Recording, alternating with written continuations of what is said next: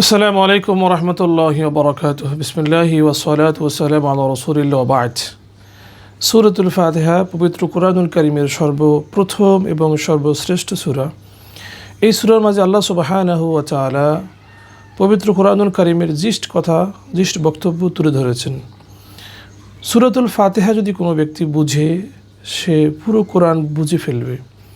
সূরা ফাতিহার মধ্যে আল্লাহ সুবহানাহু ওয়া তাআলা পুরো কোরআনের আলোচনা, পুরো কোরআনের শিক্ষা সংক্ষিপ্তভাবে এখানে তুলে ধরেছেন। অত্র সূরার মাঝে আল্লাহ সুবহানাহু ওয়া তাআলা তাওহীদের তিনটা প্রকার নিয়েও তিনি কথা বলেছেন। তাওহীদ মানে আমরা বুঝি যে একমাত্র আল্লাহ সুবহানাহু ওয়া তাআলাকে রব হিসাবে, খালেক হিসাবে, মালিক হিসাবে, আইনদাতা, বিধানদাতা হিসাবে মেনে নেয়া। একমাত্র আল্লাহ সুবহানাহু ওয়া তাআলাকেই ইবাদতের উপযুক্ত মনে করা এবং একমাত্র আল্লাহকে ইবাদত করা, এটার নাম হলো তাওহীদ। তাওহীদ মানে একাত্মবাদ। তো আল্লাহ সুবহানাহু ওয়া তাআলা এই সূরার মাঝে তাওহীদের তিনটা প্রকার নিয়ে কথা বলেছেন। তাওহীদের তিনটা প্রকার হলো তাওহীদ ফিল উলুহিয়াহ, অর্থাৎ একমাত্র আল্লাহ সুবহানাহু ওয়া তাআলাকে উপাস্য মনে করা এবং উপাস্য হিসাবে, ইবাদতের যোগ্য হিসাবে আল্লাহ সুবহানাহু ওয়া তাআলাকে একমাত্র জানা এবং মানা। দ্বিতীয় হলো তাওহীদ ফির রুবুবিয়্যাহ, রব হিসাবে, নিয়ন্ত্রণকারী, বিধানদাতা, আইনদাতা, ক্ষমতা প্রয়োগকারী হিসাবে একমাত্র আল্লাহ সুবহানাহু ওয়া তাআলাকে জানা এবং মানা, এটার নাম হলো তাওহীদ ফির রুবুবিয়্যাহ।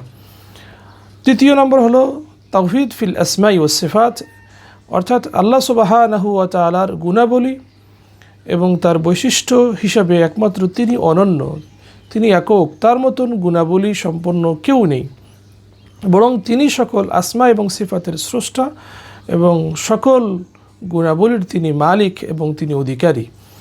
তো এই তিনটা তাওহীদ সূরাতুল ফাতিহার মধ্যে আল্লাহ সুবহানাহু ওয়া তাআলা সংক্ষিপ্তভাবে বলে দিয়েছেন।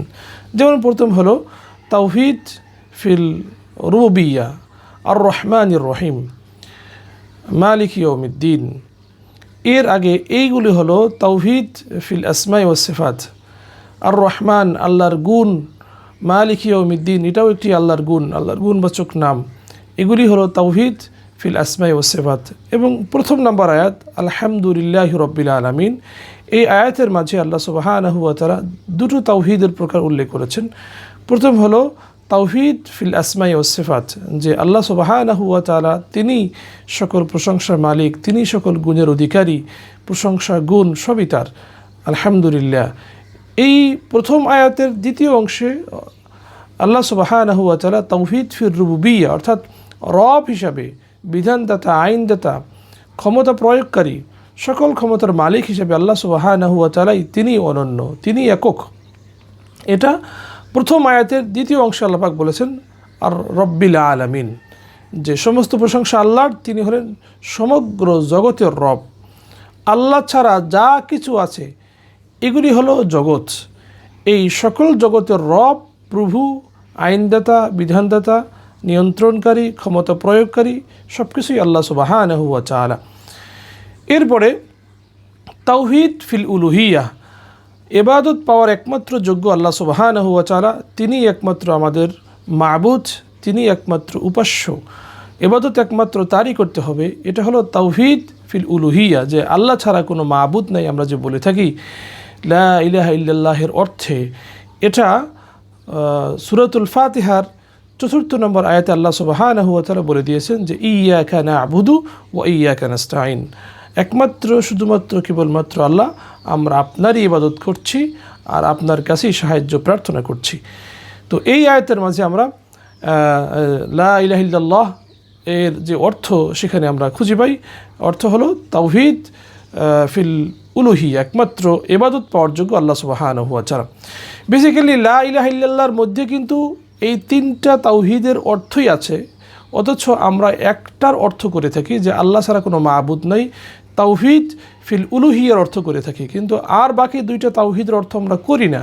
সেটা হলো আল্লাহ ছাড়া কোনো বিধানদাতা নেই, এটা হলো তাওহীদ ফির রুবুবিয়্যাহ, যে রব হিসাবে একমাত্র আল্লাহ সুবহানাহু ওয়া তাআলা।